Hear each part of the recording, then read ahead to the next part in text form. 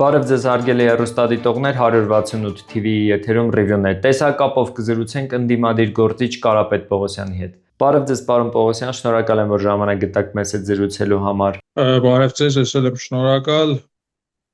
մեր համար այս կարևոր օրը հետաքրքիր քննարկում կազմակերպելու համար։ Այո, պարոն Պողոսյան, այսօր բանակի օրն է, բայց երեկվանից հանրության զգալի մասի մոտ վրդովմունք կա, որովհետև հունվարի 27-ը տարբեր ժամանակներում հայրենիքի պաշտպանության համար զոհվածների հիշատակի օր է սահմանվել ՔՊ-ի կողմից, հատկապես զոհվածների ծնողները նշում են, որ սեպտեմբերի 27-ը պետք է սգո օր հայտարարել, ոչ թե բանակի օրվան նախորդող օրը։ Որն է իշխանության մեսիջը սրանով։ Թույլ տվեք միջև ձեր հարցին պատասխանելը նախ շնորհավորել բոլորիս, այդ թվում ձեզ, բոլոր հայերին, հայոց ազգային բանակի հիմնադրման օրվա կապակցությամբ, որովհետև մեր համար սա մշտապես եղել է բարձանքի, արժանապատվության եւ ինքնակնահատման օր։ Հայոց բանակը ստեղծվել էր ամենադժվարին, անհնար գրեթե անհնար պայմաններում, բայց կարողացել էր հասնել հաղթանակների եւ մի ամբողջ ծերունդ, մի ամբողջ պետականություն կերտվեց հենց այդ հաղթանակների արդյունքում, ինչի համար շնորհավորում եմ բոլորիս եւ վստահ եմ, որ հայոց բանակի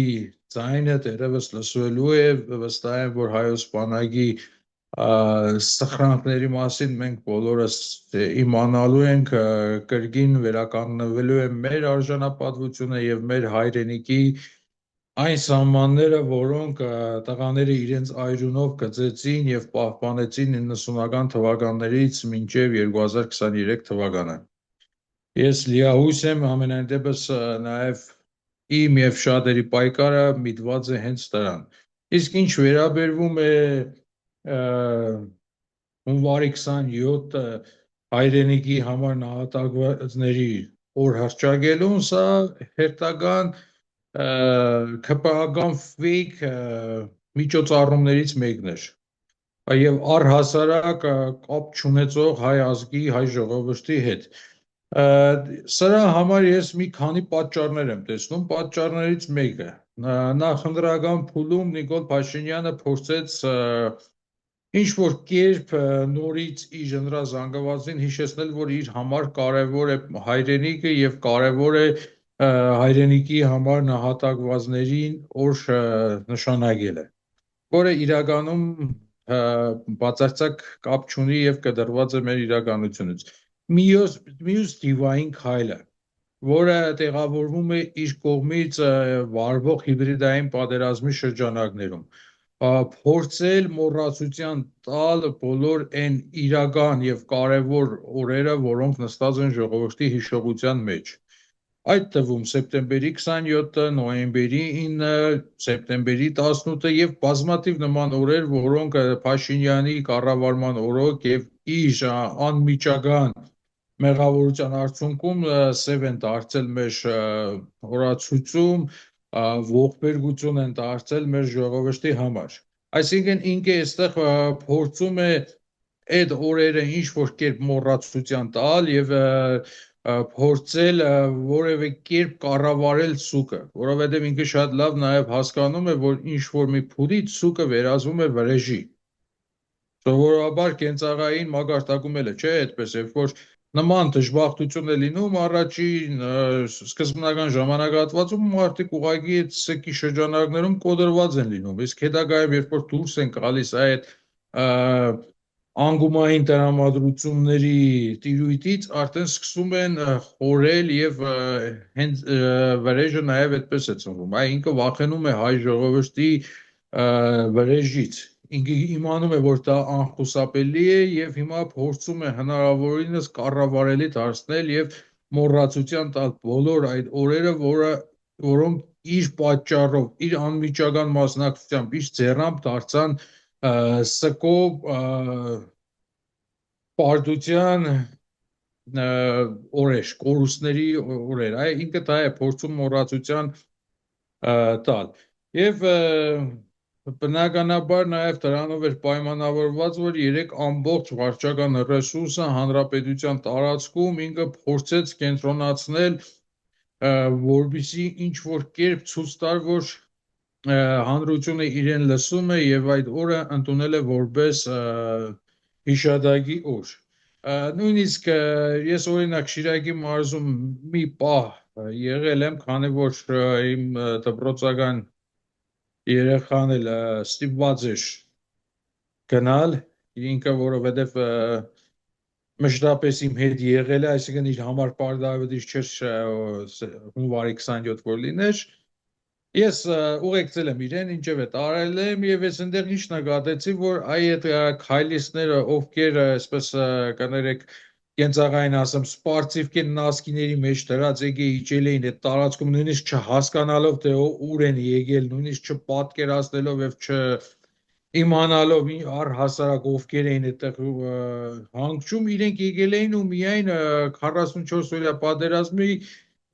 զոհերի շիրիմների մոտ էին քայլում, որովհետև դա էր մայրուղուն ավելի մոտիկ եւ իրենք նույնիսկ ջանք չգործադրեցին մի քայլ ավել քայլել եւ գնալ օրինակ 90-ականների մարտիրոսացված մեր եղբայրների շիրիմների մոտ, որ ընդամենը մի քանի քայլ էր հեռու։ Եվ այստեղ երևաց հերթական այդ ձևականությունը եւ նաեւ երևաց հասարակության այն հատվածը, որը առհասարակ անհաղորդ է մեր բանակի, մեր հաղթանակների եւ հայրենիքի համար ընկած մարդկանց հիշադակի շուրջ։ Այսինքն տեսեք, ոնց որ նույն ապրիլ ամսին ինքը արդեն մի քանի տարի հայտարարել է քաղաքացու օր, բայց որևէ քաղաքացի այդ օրը երբեք իրենը չհամարեց, թեկուզ 8 տարի անընդհատ որոշակի եւ ֆինանսական միջոցներ ծախսեցին եւ տարատեսակ, այսպես ասած, լծակներ օգտագործեցին, միևնույն է, դա չդառավ հանրության համար տոն։ Եվ այդպես էլ սա լինելու է ուղղակի fake միջոցառում, որը գուցե հենց այս տարի էլ կավարտվի, այսինքն շարունակություն ինքը այլևս չի ունենալու։ Երեք եռաբլուրում 44-օրյա պատերազմի զոհերի հարազատները հիմնականում շեշտում էին, որ իրենց տղաները նաև հանուն Արցախի են զոհվել։ Պատերազմի օրերին տանից կասկաբրոնի ժիլետ վերցնելու Արցախ մեկնելու մարտակոչով դիմող Նիկոլ Փաշինյանը հիմա որևէ խոսք չի ասում Արցախի մասին, մենք կարծեմ ձեզ հետ սա էլի քննարկել ենք, ավելին նա պնդում է, որ Արցախը միշտ էլ Ադրբեջան է եղել ու որ պատերազմը կարող էր կանխել եւ կունենայինք նույն իրավիճակը պարզապես առանց զոհերի։ Հիմա վտանգ չկա, որ այս մարդը նույն տիպի հայտարարություններ կանի նաեւ Հայաստանի Հանրապետության մասին։ Ինչպես Արցախի մասին էր ժամանակին հայտարարում եւ արդյունքը տեսանք։ Միանշանակ վտանգը կա, քանի կա Նիկոլ Փաշինյան եւ քանի կա ՔՊ, մենք յուրաքանչյուր օր, յուրաքանչյուր ժամ հաստատի գտնվում ենք ցեղասպանության շեմին։ Ինչու, որովհետև նրա օրոք եւ նրա կառավարման այսպես լծակների շնորհիվ մենք նույնիսկ նորմալ կամավորական ջոկատներ չենք կարող կազմել եւ թե հայոց բանակը եւ թե հայ տղամարդը ինքը փաստացի զրկված է զենք վերցնելու եւ իրեն, իր ընտանիք, իր հայրենիքը պաշտպանելու հնարավորությունից։ Մենք դա տեսանք Արցախում հենց 44-օրյա պատերազմի առաջին օրերից սկսած, որովհետեւ երբ մենք փորձում ենք վերլուծել պատերազմի հիմնական պատճառները, մենք առաջնահերթ ինչ ենք տեսնում՝ կազմակերպված անկազմակերպություն։ Այսինքն կազմակերպված ձևով պատերազմին տրվեց այնպիսի ընթացք, որպեսզի այնտեղ անկազմակերպությունը մեծ դեր ունենա եւ դա արդեն հնարավորություն տա մեր թշնամուն, մեր դիրքերը, մեր պաշտպանությունը ճեղքելու համար։ Միանշանակ ես համաձայն եմ այդ տեսակետի հետ, որ Նիկոլ Փաշինյանը ինքը վտանգ է ներկայացնում եւ ինքն է միակ եւ առաջին պատասխանատուն այս պատերազմում մեր կրած պարտության եւ Արցախի կորուստի համար։ Ավելին ասեմ, երբ ինքը ասում է, որ այո, կարող էր այդ հարցը լուծել առանց զոհերի, ես կարող եմ ասել, որ ինքը կարող էր խուսափել առհասարակ պատերազմից եւ կարող էր միանշանակ պահպանել Արցախի ամբողջականությունը, Արցախի հանրապետության գոյությունը։ Այդ պատերազմի թիվ 1 հրահարիչը եղել է Նիկոլ Փաշինյանը եւ սա անհերքելի փաստերով հիմնավորվում է, որի մասով նաեւ իմ կարծիքով բոլորը գիտեն եւ շատերն են խոսել, այդ թվում նաեւ շատ լուրջ մասնագետներ, Այսինքն ինքը մեր հասարակությանը տարավ հստակ պատերազմի եւ ստում է հերթական անգամ, երբ ասում է, որ կարող էր այս հարցը լուծել առանց զոհերի, որովհետև ինքը այս հարցը լուծելու համար պարտավոր էր զոհել տար, պարտավոր էր մեր հասարակությանը ցավ տալ,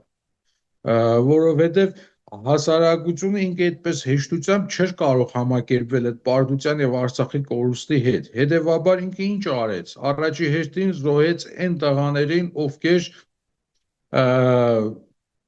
զինվոր էին եւ ովքեր կարող էին հստակ դիմադրություն ցույց տալ, կարող էին պատերազմել թշնամու հետ։ Երկրորդ, ինքը սրանով հասարակությունը մի քանի տարի շարունակ պահեց խորը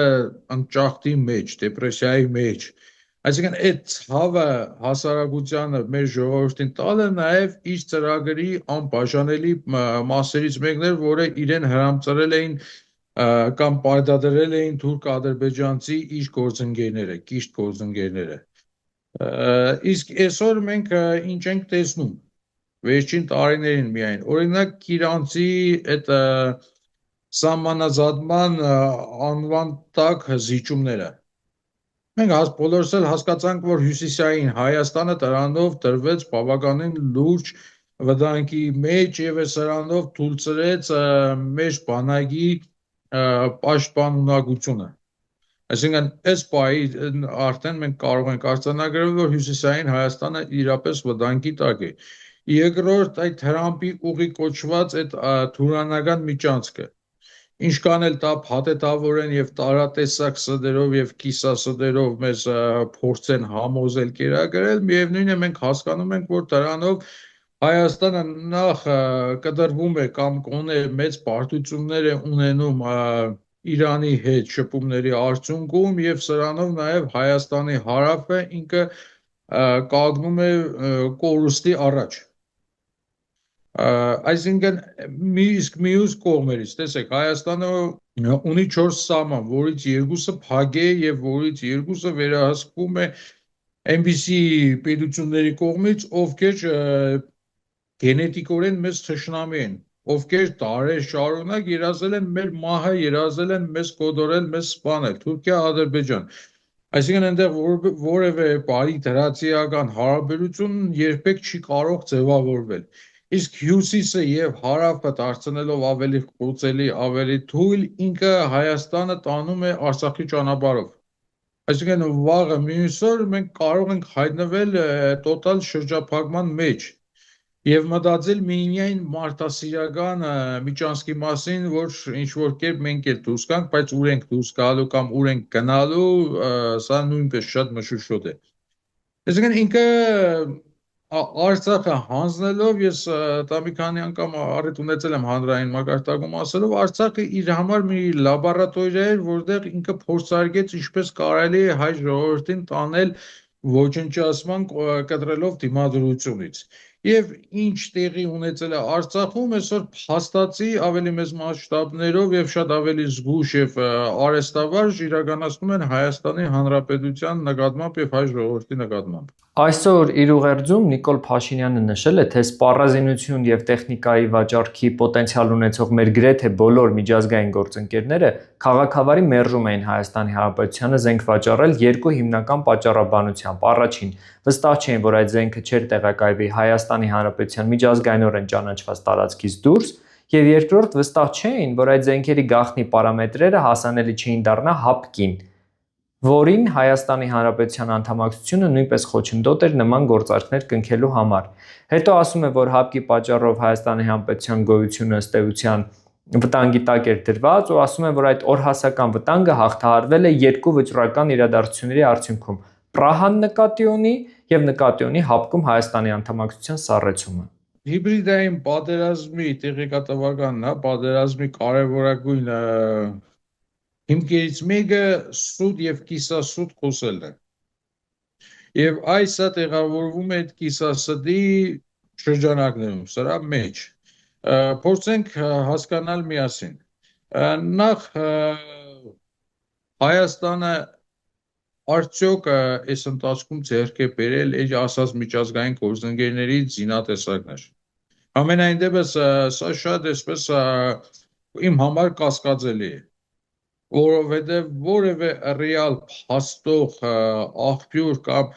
այլընտրանքային թեկուզ չգիտեմ ընդդիմադիր պատգամավոր ինքը առիթ չի ունեցել այդ ամեն ինչը տեսնելու եւ հասկանալու որևէ մասնագետ դա չի կարողացել տեսնել եւ հասկանալ իրականում Հայաստան մտել է զենք թե մտել է մետալալում Մենք չմոռանանք, երբ 44-օրյա պատերազմի նախորդ շրջանում Հայաստան մտավ գեր ժամանակակից ինքնաթիռներ,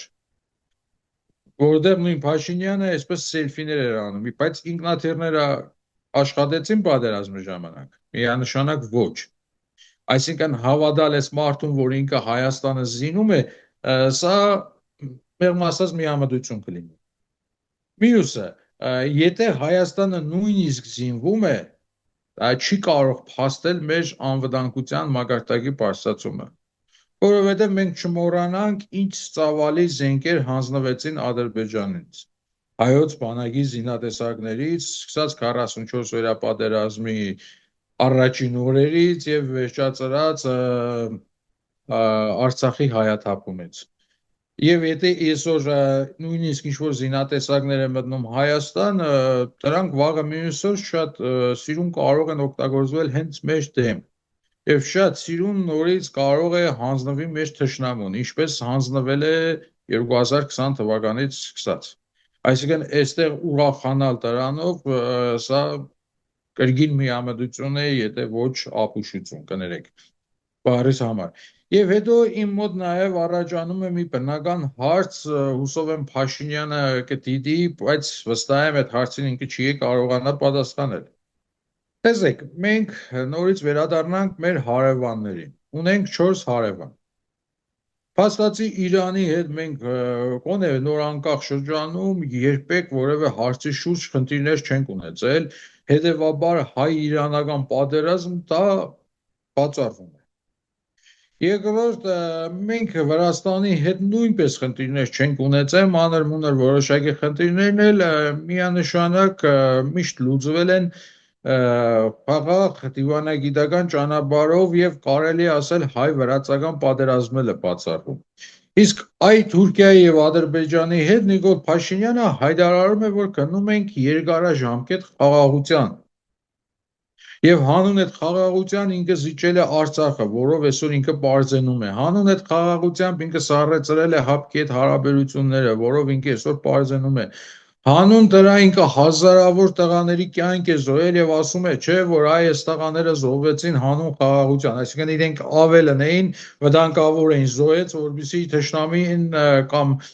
մեր հարևանը մեր հետ թշնամություն չանի։ Հետևաբար, եթե ինքը գնում է նմանատիպ, այսպես ասած, երկարաժամկետ խաղաղության, այդ ժամանակի մոտ հարց է առաջանում, բայց բանակը ինչի է զինում։ Եթե ինքը վստահ է, որ խաղաղություն է կնքվում, ինքը այդ բանակը ինչի է զինում։ Այստեղ արդեն առաջանում է իմ կարծիքով երկու տարբերակ։ Զինում է, որպեսզի այդ զենքը ինչ-որ կերպ նորից հանձնի մեր թշնամիներին եւ բ օրինակ ինքը զինվում է, որպեսզի վաղը մյուս օր այդ զենքով ինքը կրակի Իրանին, որովհետեւ այսօր օրինակ իր շատ սիրելի Թրամփը պատերազմում է նախապատրաստում Իրանի դեմ։ Այսինքն ինքը կարող է հերթական անգամ մեզ տանել շատ լուրջ արկածախնդրության։ Հետևաբար այստեղ մենք կրկին ու կրկին կանգնած ենք շատ լուրջ վտանգների առաջ։ Հապկի վերաբերյալ հայտարարությունների նպատակը ո՞րն է, երբ որ հապկի վերաբերյալ նման հայտարարություններ անում Նիկոլ Փաշինյանը, ինչ խնդիր է լուծում։ Նիկոլ Փաշինյանը իր արևմտյան գործընկերների կամ տերերի հրահանգով փորձում է ամբողջովին փչացնել հայ-ռուսական հարաբերությունները։ Եվ սա առաջերտին բխում է Թուրքիայի շահերից, որովհետև նույն Թուրքիայի համար այս 36 տարի խնդիր է ռուսական զորքի, ռուսական բազայի եւ ռուսական սահմանապահների առկայությունը տարածաշրջանում։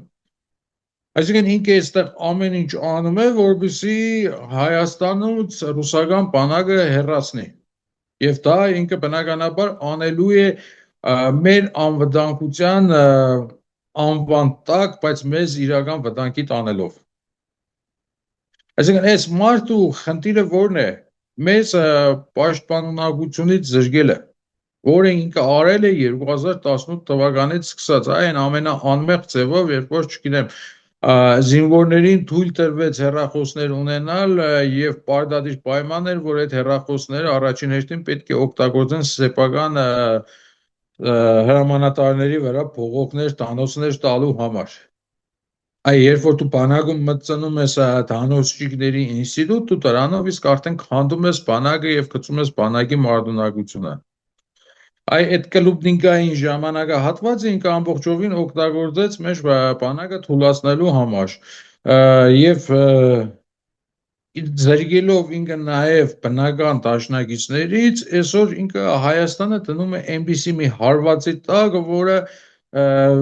իրականում կարող է շատ վտանգավոր լինել։ Այս ժամանակահատվածը ես շատ հաճախ համեմատում եմ նաև Կիլիկյան Հայաստանի անկման հետ, որովհետև նույն ժամանակահատվածում այնտեղ էլ ինչ տեղի ունեցավ։ Նախ թակավոր բերեցին դրսից Ֆրանսիայից Լուսիան Տոմը, որը բացարձակապես աղերս չուներ կամ կապ չուներ հայ ժողովրդի եւ հայկական պետության հետ։ Երկրորդ, այնտեղ սկսեց պետությունը հիմնականում տանել խաչակերած արժավանքների, այսպես ասած, այսօրվա մեր լեզվով ասած PR-ը եւ սկսեց դառնալ նրանց դաշնակիցը եւ դա նույնն էր, ոնց որ մենք այսօր Հայաստանում տարածաշրջանի խաղացողների հետ ստեղծում ենք լուրջ խնդիրներ, այդ թվում Իրանի, Ռուսաստանի, Չինաստանի հետ եւ մեր հույսը տնում ենք Ամերիկայի վրա, որը ոչ մի դեպքում չի կայի Հայաստանում եւ որևէ կերպ մեզ չի աջակցի, ինչպես այդ նույն process-ը տեղի էր ունեցել Կիլիկյան Հայաստանում եւ վերջնականապես պետությունը թուլացավ, քայքայվեց այն ժամանակ, երբ որ հարվածի տակ դրեցին հայ առաքելական եկեղեցին։ Եվ այնտեղ էլ ինչ-որ մեկի, ինչ-որ մի Նիկոլի մտքով անցավ, որ հայ առաքելական եկեղեցին ինքը վատն է, ինքը խնդիր ունի եւ այն պետք է բարեփոխել եւ բարեփոխման համար ծրագիր քաշեցին առաջ, որ պետք է կաթոլիկություն ընդունեն։ Ինչը բերեց եկեղեցու պառակմանը, ստեղծվեց ունիտորների եւ հակաունիտորների շատ այսպես ծանր պայքար եւ այդ պայքարի արդյունքում ունեցանք այլևս դիմադրողականությունից զրկված հասարակություն։ Այ Փաշինյան Նիկոլը եւ իր տերերը շատ լավ ուսումնասիրելով մեր ժողովրդին, ուսումնասիրելով մեր պատմությունը, իրենք քայլ առ քայլ գնում են նրան, որ Հայաստանը որպես այդպիսին դատարի գոյություն ունենալ։ Գուցե ձևականորեն պահպանեն Հայաստանի Հանրապետություն, բայց այդ Հայաստանի Հանրապետության բնակչությունը կազմված չի լինի հայերից։ Այնտեղ մեծ թիվ կունենան, չգիտեմ, տարբեր ժողովուրդներ, օրինակ Բանգլադեշից եկած, Պակիստանից եկած, բնականաբար ադրբեջանցիները շատ կարևոր մասնակցություն կունենան այդ պետության մեջ, այսինքն իր խնդիրը սա է, այդ 4-րդ հանրապետության կեղծ թեզը, fake թեզը, որը ինքը այսօր անընդհատ շրջանառության մեջ է դնում, այդ հանրապետությունը գնալու է հենց դրան, այն սահմանադրական փոփոխությունները կամ նոր սահմանադրության ընդունումը, որը ինքը առաջ է քաշում, ինքը բերում է նորից այդ պետություն ստեղծելու համար եւ այդ պետության մեջ շատ կարեւոր է նաեւ, որ հայ առաքելական եկեղեցին ոչ թե լինի մեծամասնության եկեղեցին, այլ ինքը առավելագույնս մնա շատ այսպես եկեղեցիներից կամ կրոնական կազմակերպություններից մեկը։ Բայց կարծիքներ կան, որ եկեղեցու դեմ արշավը Փաշինյանը ձախողել է։ Այդպես է կարծում, թե նա ամեն դեպքում հեշտ չի հանձնվի եւ ինչ քայլերի սպասել։ Գիտեք, ես այն մարդկանցից մեկն եմ, որը իսկապես նկատում է եւ նկատել է ամեն ինչը եւ ի սկզբանե եմ ասել, որ եկեղեցին դա մի մեծ պատ է, որտեղ Փաշինյանը մշտապես գլխով խփելու է եւ ամեն անգամ խփելուց հետո ինքը գետին է ընկնելու եւ յուրաքանչյուր այդ հարվածը ինքը ավելի խորելու է, խորացնելու է իր փոսը, իր գերեզմանը։ Բայց օրինակ հիմա այսպես միանգամից ուրախանալ կարծում եմ պետք չի, որովհետև մեզ դեռևս երկար պայքար է սպասվում այդ ճանապարհին եւ քանի դեռ կա Փաշինյանը եւ քանի դեր կան ԿՊԱ-կաններ, որոնք պաշտում են Էրդողանին, մենք չենք կարող հանգիստ նստել։ Այսինքն սա շատ երկար պայքար է լինելու, այո, պայքարի այս շրջանում եկեղեցին իսկապես կարողացավ տանել շատ լուրջ հաղթանակներ եւ եկեղեցին կարողացավ մեր վեհապարի շնորհիվ ավելի այսպես արմադանալ մեր հասարակության մեջ։ Ավելին եկեղեցին նաև բեգում սկսեց մտցնել այն հիբրիդային պատերազմի մեջ, որը թուրք-ադրբեջանական ուժերը Փաշինյանի միջոցով հայտարարել էին Հայաստանին, որովհետև հիբրիդային պատերազմում հաղթահարելու միակ տարբերակը ազգայինի ամրապնդումն է, եւ եկեղեցին այդ մասով կարողանում է այս պահին շատ լուրջ գործ անել եւ իսկապես առանձին ճակատամարտերում հաղթանակներ ստանալ, բայց սա չի նշանակում, որ մենք պետք է ավելի այսպես արխային հնգնենք եւ հույս ունենանք, որ ահան ամեն ինչ տեղը կգա։ Դիմացը կան ընդրություններ, որոնք կարող են շատ վտանգավոր լինել, որովհետև ցավոք սրտի Հայաստանի այսպես կոչված ընդդիմադիր դաշտը ինքը միատարր չի եւ թեկուզ այն ամենակարևոր հարցերի շուրջ չկա հստակ գրված կարմիր գծեր։ Տեսեք շատ պարզ օրինակ բերեմ։ Նիկոլ Արցախի հանձնումից հետո հրապարակում հավաքված մարդկանց մի մասը որոշվեց, որ պետք է գնա սոցիալական աշխատանքով զբաղվի, հումանիտար գործ անի եւ դատարացրեցին միտինգները, որոնք ունեցան շատ վատ արդյունք։ Հետագայում սրբազան պայքարի ընթացքում մենք տեսանք բազմապիսի էլի ոչ համաձայնեցված գործողություններ, որոնք բերեցին նաև այդ պայքարի անկմանը։ Օրինակ, երեք տեսեք հանրության մեծամասնությունը եւ ընդդիմադիր դաշտի շատ բավականին խոհեմ ուժեր իրենք չընդունեցին այդ fake օրը, բայց եղան մարդիկ, որոնք փորձեցին լեգիտիմացնել այդ օրվա նշանակությունը, որովհետև դա Փաշինյանն էր ասում։ Այսինքն այստեղ շատ մանր բաներ կան, գուցե դրանք պատահականությունների նաև արդյունք են։ Ես սպայն չեմ ուզում հստակ որևէ մեկին մեղադրել, բայց սրանք նաև արդյունք են նրա, որ Հայաստանի ընդդիմադիր դաշտում դեռևս չկան գրված կարմիր գծեր։ Եվ շատ կարևոր են այդ կարմիր գծերը։ Ու վաղը մյուս օր օրինակ ես մտավախություն ունեմ, որ ինչ որ ուժեր կգնան նորից կլեգիտիմացնեն Նիկոլ Փաշինյանին հերթական ընտրություններում, նրան նորից կաջակցեն, այսպես ասած, վարչապետ դառնալ, եւ որից հետո իրենք կվերցնեն ամենաեկեղեցականի դրոշը եւ այդ դրոշով ինձ եկեղեցուն կտանեն կործանման։ Նմանատիպ փորձեր մենք ունեցել ենք Արցախի կործանման հարցում։ Ուղղակի այստեղ բնականաբար ես շատ եմ կարևորում մեր վեհապարի սառնասրտությունը եւ մեր վեհապարի վեհությունը, որովհետեւ մինչ այս պահը գրանցված բոլոր հաջողությունները հենց իր հաջողություններն են։ Այստեղ նորից կրկնվեմ, մենք պետք է ապավինենք վեհապարին եւ ամենակարևորը մինչեւ այդ ընտրությունները գոնե ունենանք հստակ այն կարմիր գծերը, որը որևէ մեկը չի խախտի եւ խախտվելու դեպքում էլ ինքը կպատժվի շատ խիստ։ Եվ վերջում հունվարի 30-ին Նիկոլ Փաշինյանը հրավիրում է Վարչաբենդի համերգին, ասում է հեղափոխությանը ասում են այո հունվարի 30-ի պարահրապարակի համար։ Սրա համար էր Նիկոլ Փաշինյանը եկել իշխանության եւ նախընտրական շրջանում էլ ինչ քայլեր սպասել Նիկոլ Փաշինյանից, էլ ինչեր է անելու։ Ցանկացած տեսակի կապիկություն, որովհետեւ կարողանա իր գոնե շատ քիչ մնացած ընտրազանգվածը պահի եւ դրանք գումարի վարչական ռեսուրսները, Եվրոմիության եւ առհասարակ արևմուտքի աջակցությունը եւ ընդդիմադիրների, որոշ ընդդիմադիրների օգնությամբ կարողանա կրկին դառնալ վարչապետ։ Այսինքն այս ճանապարհին ինքը նույնիսկ պատրաստ է մերկ վազել Երևանի փողոցներով։ Կարևորը ուշադրություն գրավի իր վրա, եթե չստացվեց կսկսի օրինակ, չգիտեմ, սեքս սկանդալների մեջ գցել իր երեխաներին, որը նորից իրենից հեռու չի։ Այսինքն ինքը ամեն ինչի պատրաստ է։ Միայն թե յուրաքանչյուր օր խոսեն իր մասին եւ միայն թե յուրաքանչյուր օր իր այսպես ասած Նիկոլի վկաները, հա, այդպիսի աղանդ է, չէ՞, ձևավորել ինքը արդեն քանի տարի, այդ աղանդավորները կարողանան իրենով նորից բարձրանալ։ Հետևաբար այստեղ գիտեք, մեր խնդիրն էլ է, այ որ մենք ամեն օր փորձում ենք իրեն մեկնաբանել, չէ, մենք պետք է մի պահ դուրս գանք այդ մեկնաբանությունների դաշտից եւ կարողանանք մեր սեփական օրակարգի շուրջ մտածել եւ այդ օրակարգը ավելի այսպես լայնածավալ եւ ավելի համագործակցված առաջ տանել։